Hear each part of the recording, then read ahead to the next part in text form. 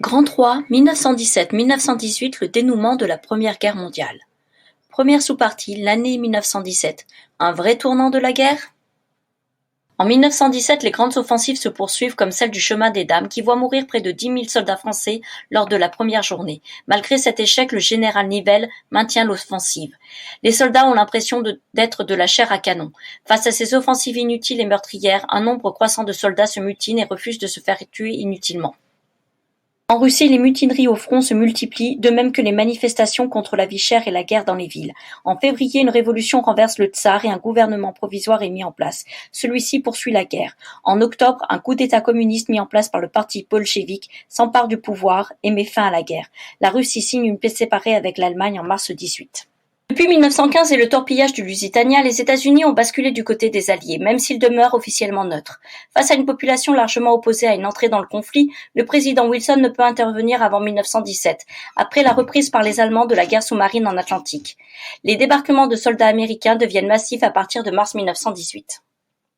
Effondrement final des empires centraux. Après la chute de la Russie, l'Allemagne transfère massivement ses troupes à l'ouest, dans le but de faire basculer le conflit avant l'engagement massif des États-Unis. Le général Ludendorff lance une grande offensive sur la Somme, les Flandres et la Champagne pour percer le front et menacer Paris. Mais l'Allemagne manque d'approvisionnement et doit ralentir son offensive. Les Alliés mettent en place un commandement unique dirigé par le général Foch, qui lance une première offensive en juillet 18 sur la Marne. L'utilisation massive des chars et de l'aviation permet aux Alliés de forcer les Allemands à battre progressivement en retraite, même si les combats demeurent meurtriers. Sur le front Est aussi, les empires centraux reculent.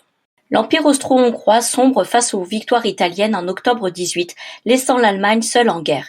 Alors que l'état-major allemand entre en contact avec les Alliés, une révolution aboutit à la chute du Kaiser le 9 novembre 18 et au soulèvement d'une partie des soldats. Alors que la population allemande est sous-alimentée depuis plusieurs mois, on craint un scénario à la russe avec l'arrivée au pouvoir des communistes.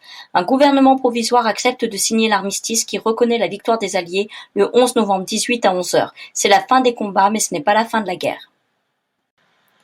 Rares sont les soldats partis la fleur au fusil. Les pays européens se sont lancés dans un conflit mal préparé qui s'est transformé en guerre d'usure, dont les combats dans les tranchées et les grandes offensives meurtrières ont profondément marqué les populations, soldats comme civils. La Première Guerre mondiale a surtout ouvert en Europe et dans le monde un cycle de guerre et de violence.